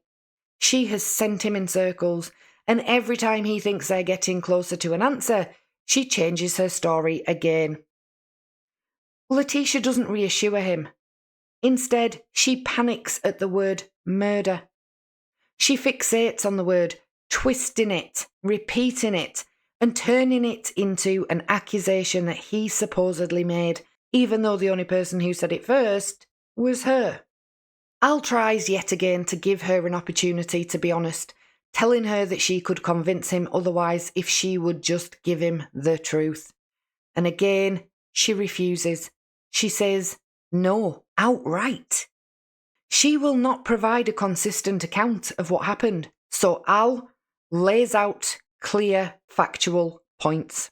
That she told him numerous conflicting stories, that she invented people who didn't exist, that she involved a man who was literally confirmed to be in Mexico, that she was the last known person to see Gannon alive, and that she refuses to deny any of that. Letecia reacts only when she thinks the bleeding video makes her look bad, claiming it was edited, but never once directly denies being the last person with Gannon. That's the one topic she avoids every time. In the end, the call ends exactly the same way so many of their calls do, with Letecia talking in circles, contradicting herself, focusing on how she feels mistreated, and refusing to explain where Gannon is or what truly happened. You can hear the sheer emotional exhaustion radiating from Al at this point. He is a father desperately trying to get answers, and every single time he reaches out, he's pulled deeper into a maze of manipulation, contradictions, and emotional games. This call ran over into the early hours of the 17th of February, and we're going to continue with the next call between Al and Letecia that day. This one took place at 2:24 p.m, and honestly, just when you think this woman can't get even more bizarre, she does. Hello? I didn't get anything question mark. Oh, I said, did you want to talk about, like, did you set up an appointment for this? How much is it going to cost? No, here's my approach on it. My approach is, if you don't, in my opinion, and this is how I want it to be, so there's no, question or anything. If you don't control the aspect of it as far as validity, checking out, but I feel like you will try to take it and say that it's someone you do, or I want to prove 100% to you because I know you're hurt, I know you're upset, but those things are not true, what you said. They're just not true. And I don't care about a court of law because you know why? My attorney was shredded apart. I'm worried about my husband knowing that I did not do such a thing.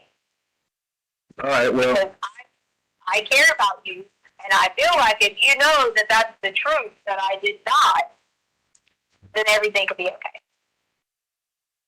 Yeah, I mean, right? I mean, if you know for 100% that I did not hurt a child, kill a child, kill a 2x4, whatever you may say, well, would it not make you feel a lot different right now?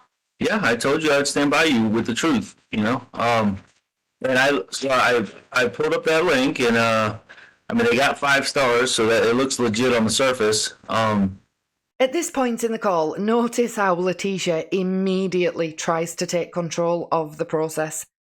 She isn't even agreeing to the polygraph. She's negotiating the conditions, the location, the phrasing of the questions, everything. It's a classic pattern we've seen from her.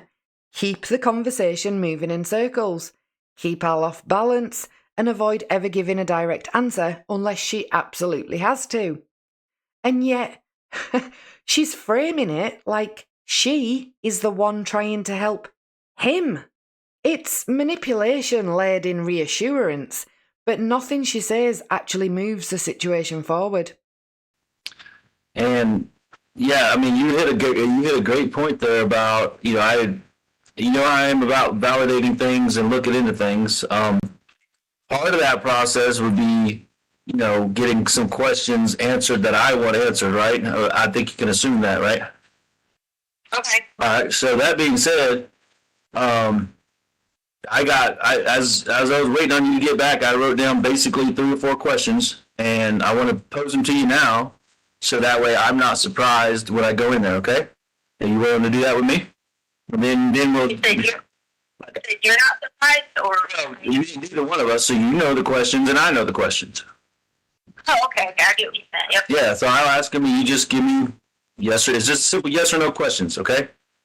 And then, so you're not, once again, trying to be fair to you and fair to myself. That these are some of the questions that I want answered. Number 1, do you know where Gannon is? Yes or no? Yeah.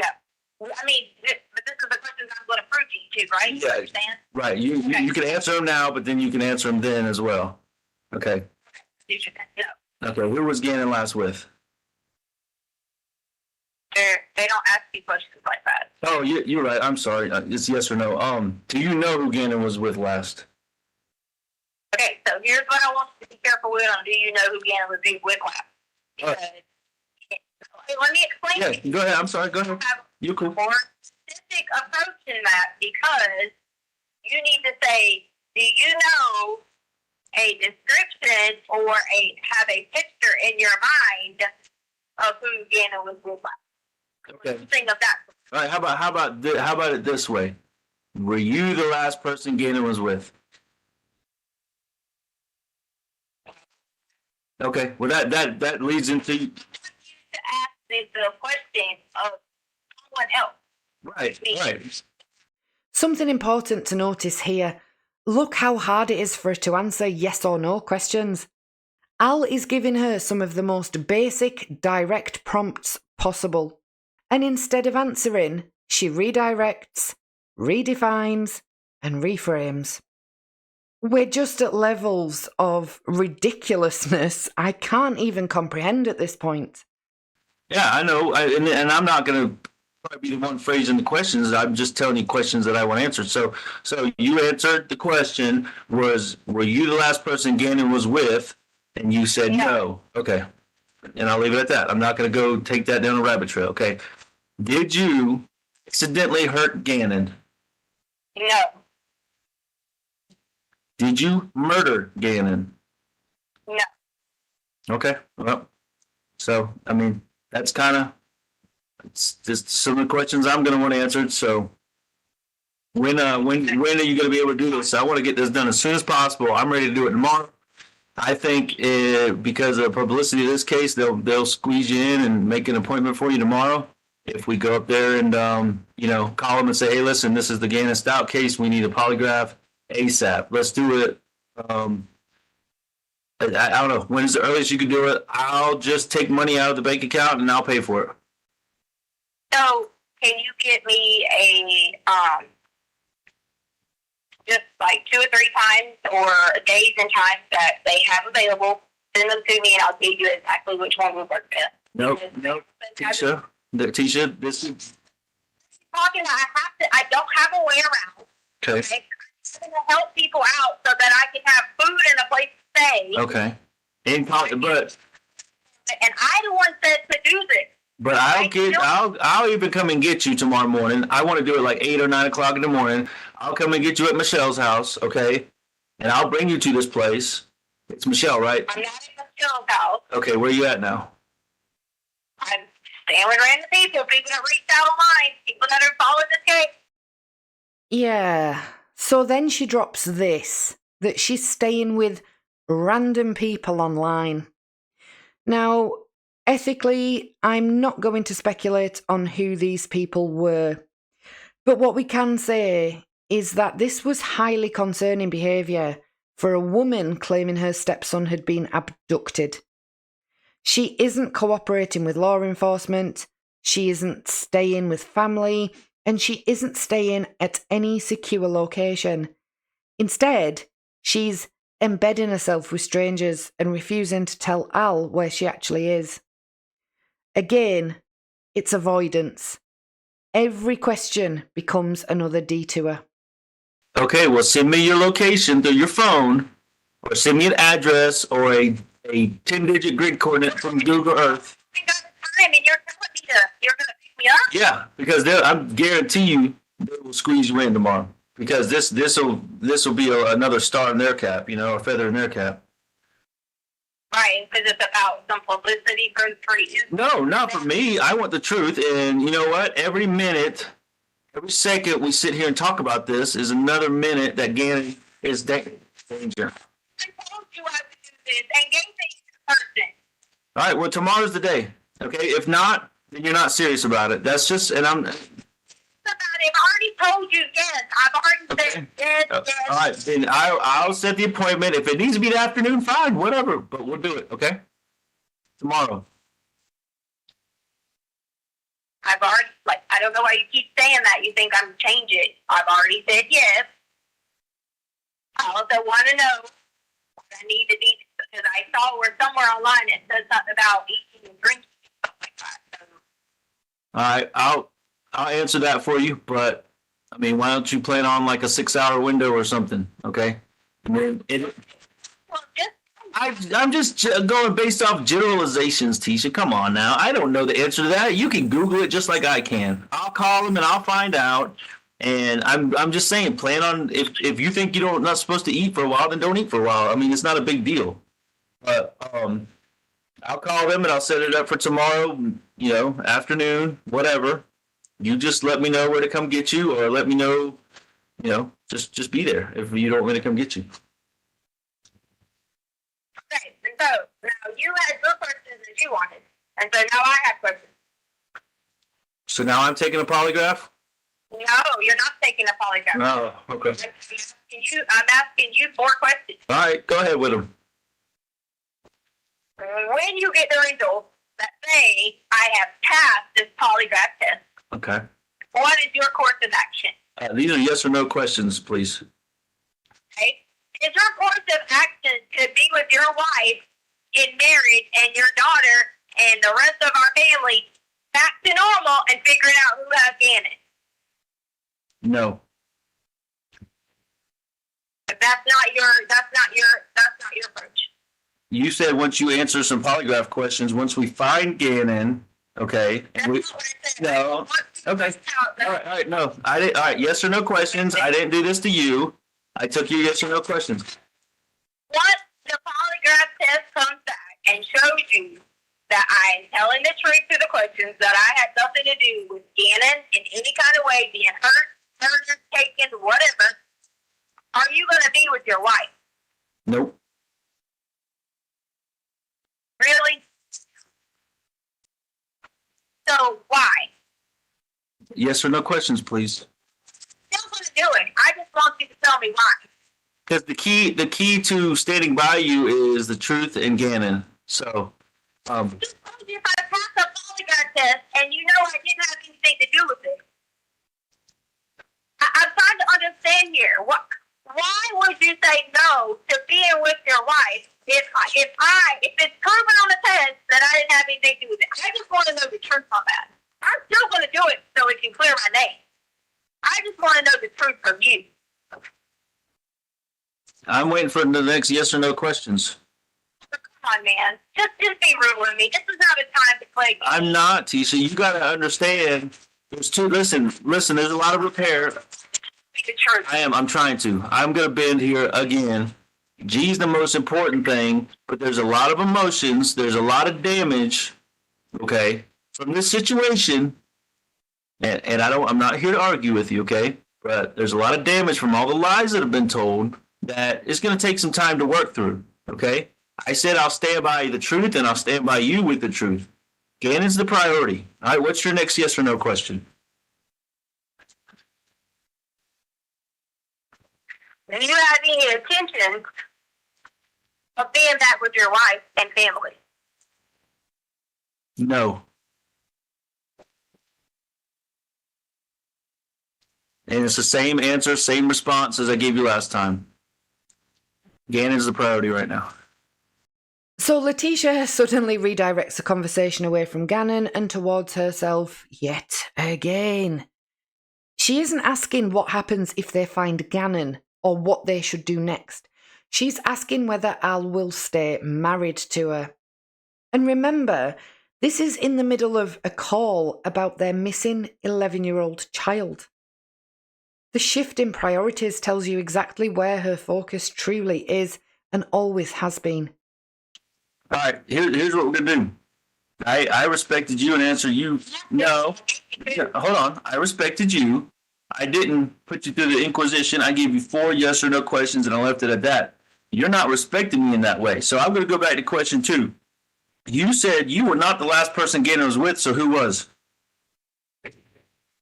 Okay. I answered your questions. Inquisition question. No, you got 2 or 3. You said yes All right. or no. Okay, well, see, this is why I don't believe you. I'm going to be straight up with you. I want to do this polygraph thing. I'm willing to do it, and we're going to take it at face value.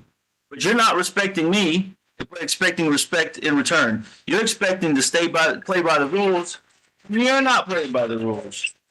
Your wife? No, I said there's damage.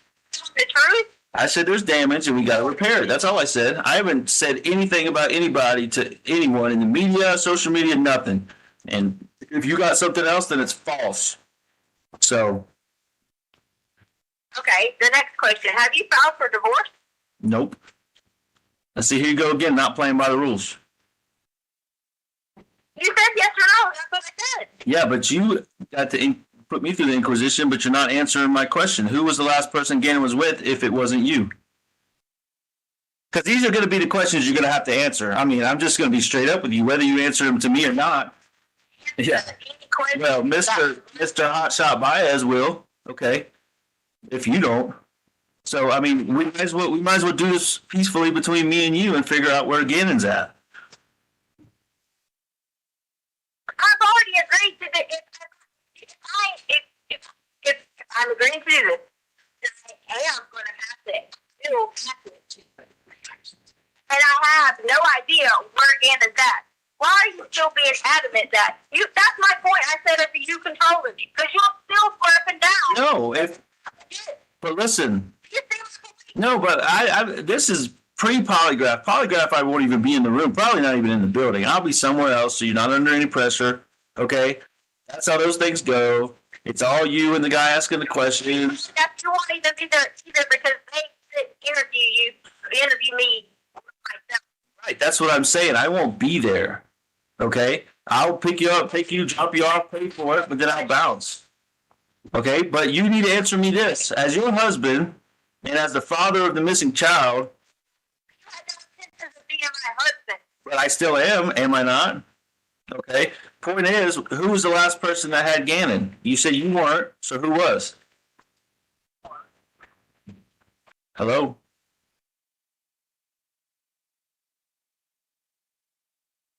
I'm going to tell that to the person. Let them rephrase that in a yes or no question. I'm going to do, because no matter what I say to you, you're going to yell and scream at me, hang up, act crazy. You legit told me all in one day, I'm a murderer, killer, told me Harley had involvement, then told me this, told me that, then told me you don't have intentions. When you find out the truth that your wife is not involved, to be with her. Okay. She bought this in one day. Okay, but did you murder Gannon? Like, that is what your mind is saying. Hey, did you murder Gannon? What? Did you kill Gannon? This is a crucial question, maybe the most important one in the entire case, and look how she responds. Long pauses, excuses, emotional outbursts, accusations toward Al, anything except an answer. It's really so pathetic how the simplest version of the truth is always the hardest one for her to land on. No. Okay, then back to what we said. It had to be an accident. So you accidentally hurt him. It's an either or. You said that already. What did you ask? That's one of your questions, ain't it? Right. One of your questions? So Well, no, that's two questions, but it. here's where I have the problem. Okay. I will pass it, and then you're going to come back to square one and still accuse me. Because you're going to say this damage and all this, you're going to accuse me of somehow still being involved. That's what you're going to do. Because right now, you can't accept. You had the nerve to say to me, I am not going to leave my wife and family at all, regardless. If Gannon showed up on the doorstep today, you still going to say that to me. Yeah, fair enough. But you know what? Because you're so fucking pissed. No, I'm not pissed. I'm hurt. My son's missing. I'm hurt because my son's missing, and he's hurt. Okay, because I saw his blood, and I know that if you thought I knew who took Harley, and she was missing and hurt and raped and all these things that have been alleged, okay, if you thought I knew that, you'd want me to tell you too. Okay, you admitted you were not the last person that Gannon was with, so that means you know at least a description, at least a name or something, and you're not telling me. And you need to put yourself. Okay, but that description was Quincy Brown and 15 different stories, and you already told me. You already told me. Yeah, it was Eduardo, the Mexican guy, right? Our Uncle Matt. Here we go again. Why don't you ask about legit answers? Right. Legit answers Right. for yourself. Did you kill Gannon? That's a legit question.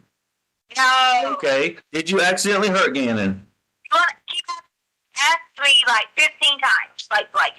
So you can go ahead and get this out your system, because I'm a.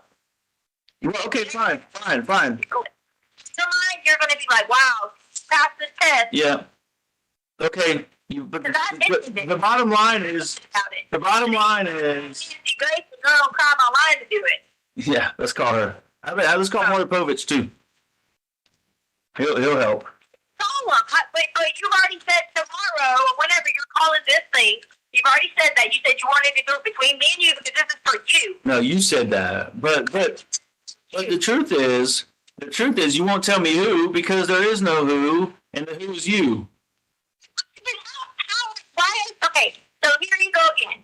You are not even trusted, and that's why I said you control who it was, because you're not even trusting in a lie detector. No, you sent me a link and you said no to the FBI, which if I had a choice, it'd be the FBI. Join the police department. Okay, then I don't have control. I don't have a say so. This is where we always get to in our relationship.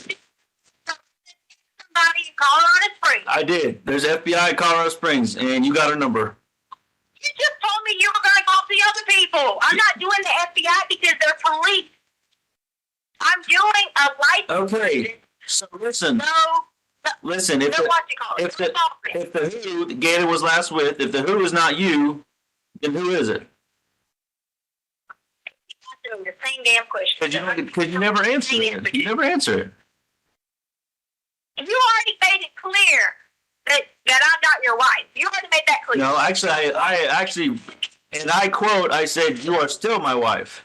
I just said, "We don't have a relationship right now because of all this." That's what I said. To be clear. But you're telling me, I mean absolutely nothing to you. I'm a piece of crap. That's what you're telling me. Hey, guess what? So this whole, back to this whole lie detector test bullshit.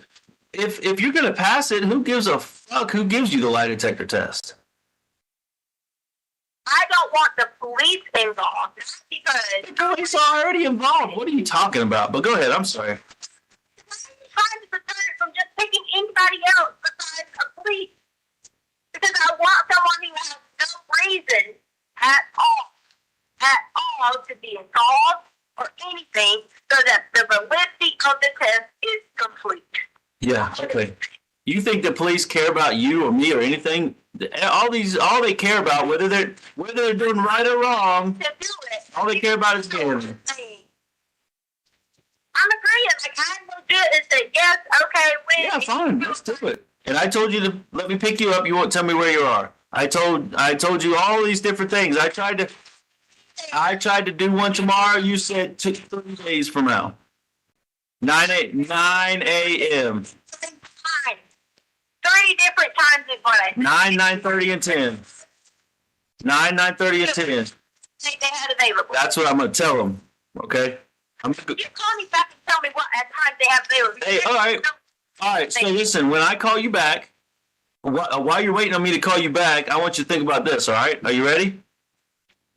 Are you ready for this? What happens if you fail this polygraph test? Then what? Okay, but you need to think about what if you fail. I need to think about that. There's no doubt in my mind. Trust me. Okay. I wouldn't be adamant to you, telling you, calling you back after you said those things to me. Do you think I'd be wasting my time to try to prove to a man who is fucking just treating me like this? Hey, you were also adamant about Quincy Brown, remember? Until the news reporter, not the polygraph, the news reporter shot that full of shit. To the person that I care about, the person that I love with something in me. You care about Gannon? He knows that. You care about Gannon, or am I the only one you care about? Of course, I have to care about you first in order to care about our children. Okay, so if you truly care about me, okay, if you truly care about me and all this stuff, listen to me. If you truly care about me and want all this stuff that you tell me every day that you want and send me all these pictures, if all that really means anything to you, first of all, you sent me a picture without your ring on the other day, so that's bullshit. I'm calling bullshit on that. Second of all, yeah, then you told me you were wearing them, and then you sent me a picture without them. So, anyways, I said I missed wearing my ring. Oh, okay. I said, but the police have confiscated them, and you won't help me get any of them back because they're in the cars in your name that you probably already have back. I wish. I'm still paying on it, by the way. I don't have it, so just so you know. Totally glad to pay on it, her car. And not have it, right? Okay. Anyways, if you really cared about me, if you really cared about, let's cut this shit off because this is ridiculous. If you really cared about me, you wouldn't have lied to me 15 times, and you wouldn't be lying to me now. Okay, and that's it. What becomes clearer as this call goes on is the widening gap between Al's purpose and Letecia's. Al is desperate to get answers, desperate to find Gannon, and desperate to navigate these conversations without setting Letecia off and losing access to information. Meanwhile, Letecia is still focused on controlling the narrative, controlling the questions, controlling the polygraph, controlling where she is, who she talks to, everything except the one thing that matters. What happened to Gannon? And when she finally does answer a direct question, it's only after dragging Al through emotional arguments, contradictions, and diversions. As the call winds down, the tension between them reaches a point where they're just talking past each other entirely. Al laser focused on finding Gannon, and Letecia fighting desperately to keep control of the narrative, the terms, the wording, the timing, the conditions, and the emotional leverage. Before they end the conversation, Al reminds her one last time. If she truly cares, if she wants this done, if she wants the polygraph, if she wants to prove her innocence, then she needs to be ready. She needs to choose a time. She needs to tell him where she is, and she needs to understand exactly what failing that test would mean. Letecia insists again, she won't fail, and with that unresolved tension still hanging in the air, the call ends, leaving the same question Al began with unanswered. If she wasn't the last person with Gannon, then who was? And these phone calls, stacking up hour by hour, day by day, are exactly what helped investigators understand the psychological profiler we're dealing with. Someone who was not aligned with the truth, someone who was not cooperating, and someone who seemed more focused on controlling the story than on finding their stepson. Now, as we move into February the 18th, a new and almost unbelievable turn surfaces. Letecia contacts a website called fakepolygraph.com, a service that literally sells falsified test results for entertainment purposes. She had already paid for a polygraph at some point, and now she's demanding her results, or her money back. But the company refuses because the questions she wanted answered clearly hinted at criminal activity. And that says more than any test ever could. Then almost immediately, she tells Crime Online that she has taken and passed a polygraph test, something Crime Online quickly attempts to verify. This moment marks a shift in the investigation, because we're no longer seeing just contradictions or emotional outbursts. We're seeing real intent. We're seeing real planning. We're seeing someone who is actively trying to construct a version of events that never happened. But this also marks a turning point for us as we continue following the timeline, because what happens next begins to strip away every layer of the story that she has tried so hard to build. So the next episode is where we really start moving forward. And just before we go, a quick little update. There won't be a Thursday brief again this week, simply because the only days that I get off work are Christmas Day and Boxing Day, which is more than some people get off, but it is, as I've said before, a very busy time of year, and I am just going to take a couple of days to spend with family, plus everybody comes here. Myself and my husband are the nutters that do the cooking, so it's quite busy in terms of family time. We will be back next week with the next Gannon Stauch instalment, and I promise it will be worth the wait. But finally, my friends, as we head into Christmas, I just want to say a massive thank you. Thank you for watching, for supporting the channel, for the thoughtful comments, and for the kindness that you show not just to me, but to each other. You're all absolutely wonderful. I do sincerely hope that you are all able to find some peace, comfort and warmth over the festive period, especially if this time of the year is difficult for you. However you're spending Christmas, I'm wishing you and your loved ones a safe, gentle and peaceful one. And I'll see you all again very soon. In the meantime, stay curious, stay kind, and take extra care of yourselves and those around you. I've been Fiona, and this has been Case Continued.